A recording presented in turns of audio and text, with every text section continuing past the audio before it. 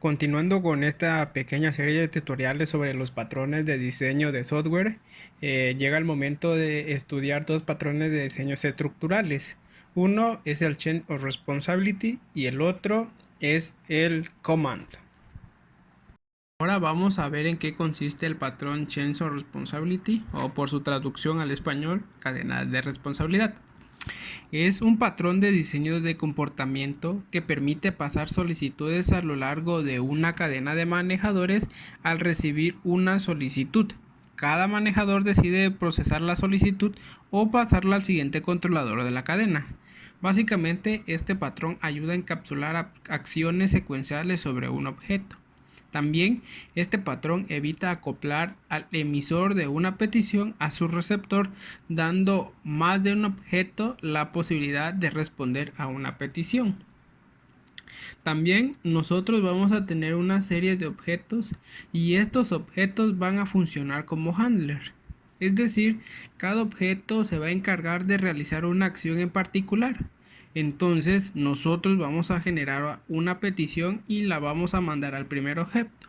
Si en este caso el primer objeto no puede realizar la petición porque está fuera de su rango de responsabilidades por algún u otro motivo y no lo puede llevar a cabo, entonces es pasada al siguiente nivel de responsabilidad, que es otro objeto.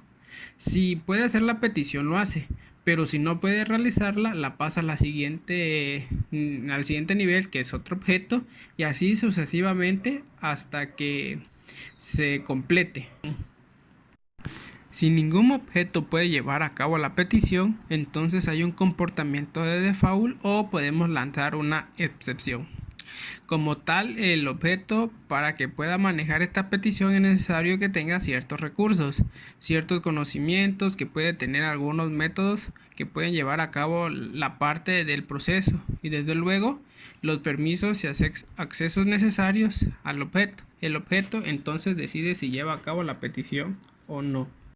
Como podemos ver en su diagrama de UML, tenemos una petición, entonces es enviada al primer handler.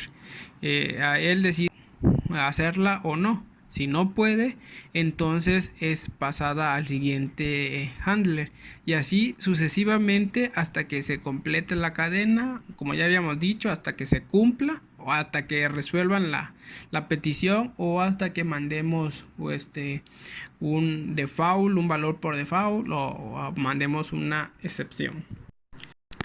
Las partes importantes de este patrón, bueno, van a ser las siguientes.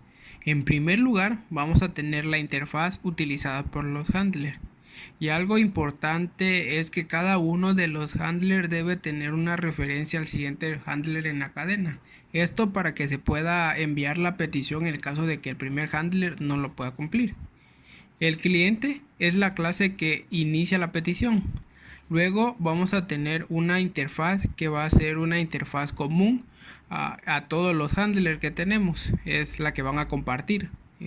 Vamos también a tener varios handlers que van a ser las de clases concretas que están implementados como tal a la interfaz del handler.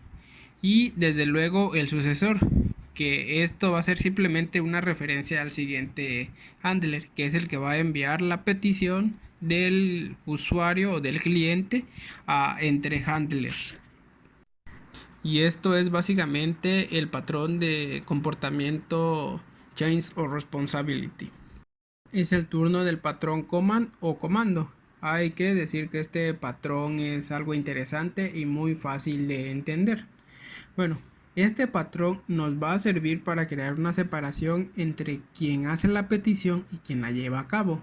Es decir, nosotros vamos a tener un objeto que va a llevar a cabo algunas acciones y tenemos otro objeto que necesita que se lleven a cabo esas acciones.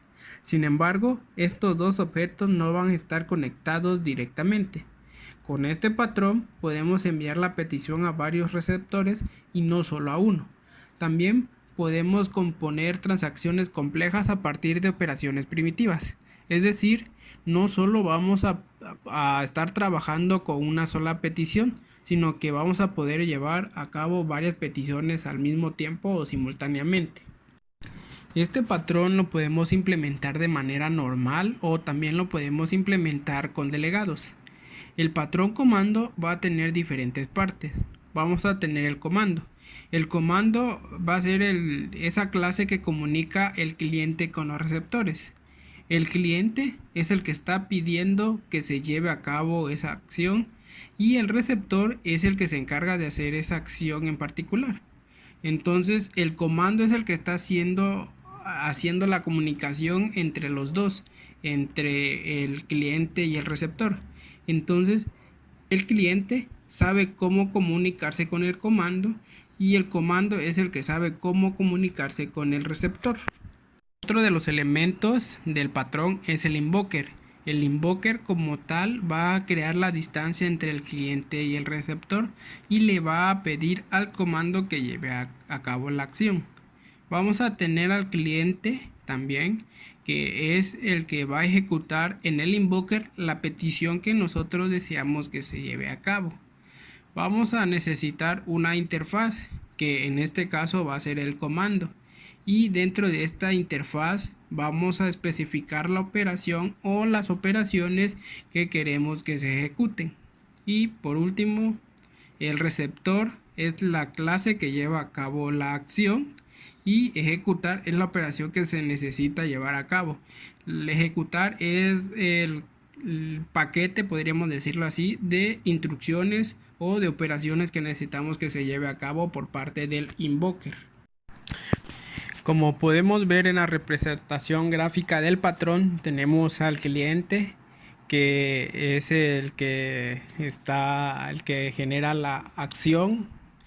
Tenemos al receptor, que es quien recibe esa petición y es pasada del command concrete al comando ejecutar, que como ya habíamos dicho, en ejecutar es el que donde se van a realizar las operaciones, y entonces regresa otra vez del command concrete y es enviada al cliente ya resuelta la petición o devolviendo el valor que se estaba pidiendo.